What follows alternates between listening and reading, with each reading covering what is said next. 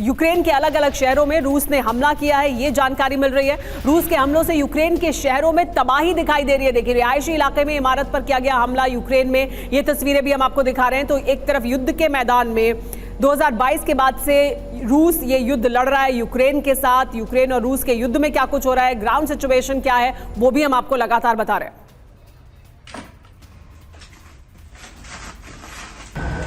और देखिए, रूस के नोवरोसिस्क में यूक्रेन ने ड्रोन हमले किए। यूक्रेन भी लगातार ड्रोन अटैक कर रहा है। यूक्रेन के ड्रोन को रूस ने तबाह कर दिया। रूस ने कैलिब्र मिसाइल से हमला नाकाम किया। तो ड्रोन अटैक सबसे बड़ी पावर बन चुका है यूक्रेन का इस वॉर में। बहुत बड़े स्तर पर ड्रोन प्रोडक्शन भी हो रहा है, जैसा कि हमारे पास जानकारी है यूक्रेन में। लेकिन इसी बीच नोवरोसिस्क में जो यूक्रेन ने ड्रोन अटैक किया, उसको अपनी कैलिब्र मिसाइल से नाकाम कर दिया रूस ने।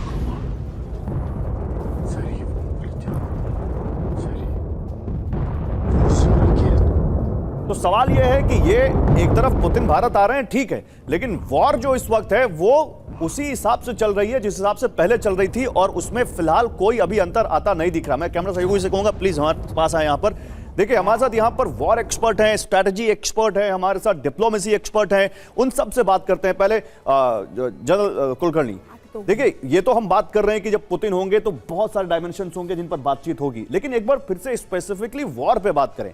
हम देख रहे हैं ये यूक्रेन का नक्शा, अगर हम देख रहे हैं ये रशिया का, तो क्या ये जो इस तरफ का पार्ट है रूस से लगता हुआ जो 20% है, क्या आपको लगता है कि इस पे भी कोई बातचीत होगी? क्या रूस, हम कुछ कहने की स्थिति में है पुतिन को कि इस पे कुछ बात हो वॉर को लेकर? बहुत बहुत धन्यवाद। जैसे आप कह रहे हैं कि दोस्ती जो है वो जिंदाबाद थी, जिंदाबाद है और जिंदाबाद रहेगी। और अपने प्रधानमंत्री ने बार बार कहा है ये युग वार का नहीं है, संवाद का है जी। तो उसको देखते हुए, और यूक्रेन के साथ भी हमारी दोस्ती बहुत अच्छी है, रूस के साथ तो हमारी बहुत पुरानी दोस्ती है। मुझे लगता है जरूर यूक्रेन को लेकर के प्रधानमंत्री को बताएंगे कि क्या मकसद है, क्यों वो चाहते हैं कि इस 20% इलाका जो यूक्रेन का है वो उनके साथ रहना चाहिए।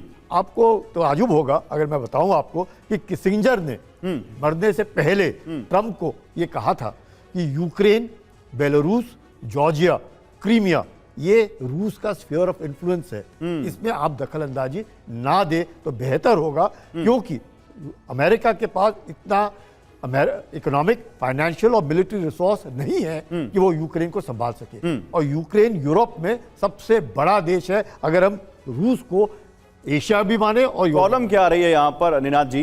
प्रॉब्लम यह है कि यूरोप को लगता है, और खासकर फ्रांस, जर्मनी और जो पोलैंड जो बिल्कुल यूक्रेन से लगा हुआ है, उसको लगता है कि अगर आज यूक्रेन गिरेगा तो कल पोलैंड पर या यूरोप पर वो गेटवे होगा यूरोप पर रूस के हमले का। क्या ये हमला जायज है? और क्या लगता है कि पुतिन के दिमाग में, जैसा कि संजय कुलकर्णी, जनरल कुलकर्णी करें, क्या पुतिन के दिमाग में ऐसी कोई योजना आपको लगती है उनकी इस वॉर को, अभी तक जो वॉर स्ट्रेटेजी उनकी देखी? देखिए, यूरोप में एक नशा छाया हुआ है खून का। ये हास्यास्पद बात है। एक तरफ से यूरोप कहती है कि यूक्रेन जीत रहा है, और दूसरी तरफ से कहती है कि रशिया यूरोप पे अटैक करेगा। या तो यूक्रेन जीत रहा है या रशिया अटैक कर सकता है, दोनों चीजें तो नहीं हो सकती ना, पहली बात। दूसरी बात, आप ये मत भूलें कि यूरोप जैसी कोई एंटिटी है ही नहीं। अगर आप नेटो को देखें तो 77% बजट अमेरिका देता है। जर्मनी और बाकी कंट्रीज जो आपने बताई, उनमें कईयों में अमेरिका की फौज 1945 से, जब से यूरोप को हराया है रशिया सेकेंड वर्ल्ड वॉर में, यूरोप को हराया, मतलब अमेरिका के कारण यूरोप जीती थी, तब से फौज बैठी हुई है। अगर ट्रंप चाहेंगे तो ही होगा, अगर ट्रंप नहीं चाहेंगे तो नहीं होगा। उनके पास इतनी स्ट्रेटेजिक ऑटोनॉमी नहीं है कि बियॉन्ड ए पॉइंट वॉशिंगटन के अगेंस्ट कोई भी स्टैंड वो ले सके।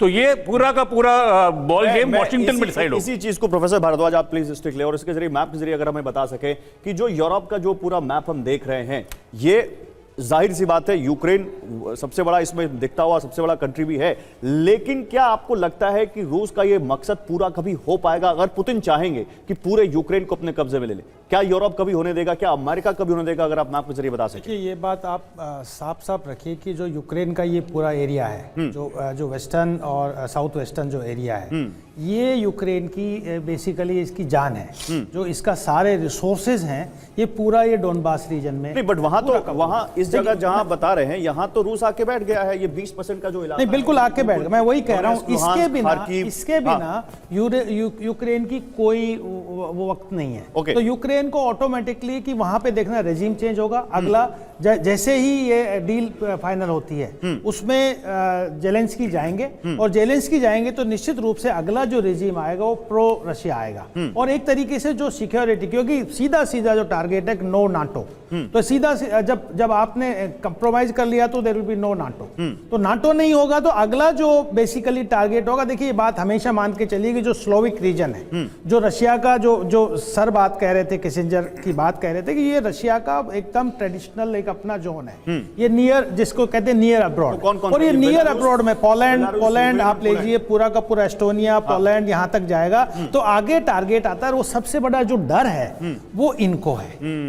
जर्मनी, फ्रांस और यूके तो ट्रेडिशनल अलाई है, क्योंकि अमेरिका का पिवोटल एक कंट्री है। तो मान के चलिए कि सबसे बड़ा जो थ्रेट, मैं वही बात कहता हूं, एक बैलेंस ऑफ पावर और एक बैलेंस ऑफ थ्रेट। तो बेसिकली यूक्रेन पर ही थ्रेट को लिमिट करना चाहता था यूरोप, और इसीलिए वो हो हल्ला कर रहा है कि भाई यूक्रेन का ये डील एक्सेप्ट नहीं करेंगे।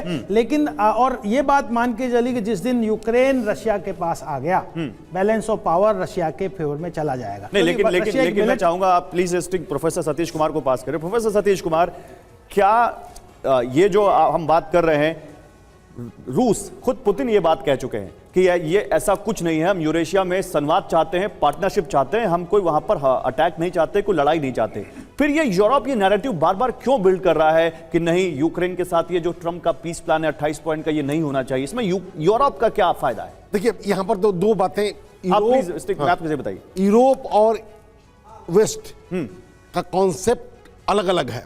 यूरोप का मतलब इंक्लूडिंग रसा, जब वेस्ट का कॉन्सेप्ट हम लाते हैं तो एक्सक्लूडिंग रसा। और ये अमेरिका ने जानबूझकर इस बात को इजाद की है कि पूरे कोल्ड वार में ये चला, और कोल्ड वार में रूस एक दुश्मन, एक कीड़े की तरह था कि उसे अलग रखा जाए। और उसी नैरेटिव्स को नाटो की जब हम बात करते हैं तो नाटो में वही सारे देश आते हैं जो पश्चिमी दुनिया, जिसे हम वेस्ट कहते हैं, उसके आधार पर वो आगे बढ़ना चाहते हैं। तो निश्चित रूप से ये 3 फेज में जो रूस का बेली हुआ करता था, उसका स्फेयर हुआ करता था।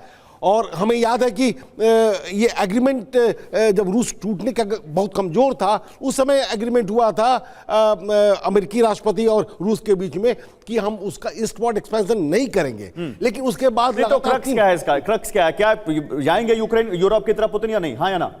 बिल्कुल क्यों नहीं जाएंगे? हाँ बिल्कुल। चलिए इसी बात पर कि यूरोप की तरफ पुतिन जा सकते हैं, चलते हैं अब अपने दूसरे एक्सपर्ट्स के पास। Sumera, over to you. जी हाँ गौरव, हम एक्सपर्ट्स के रुख करें, उनसे बात करें उससे पहले एक बड़ी खबर आ रही है, ये भी बता देते हैं दर्शकों को। ब्लैक सी में रूसी टैंकर पर हमले का एक नया वीडियो सामने आ गया है। यूक्रेन ने किया था रूस के 2 तेल टैंकर पर हमला, ये जानकारी मिल रही है।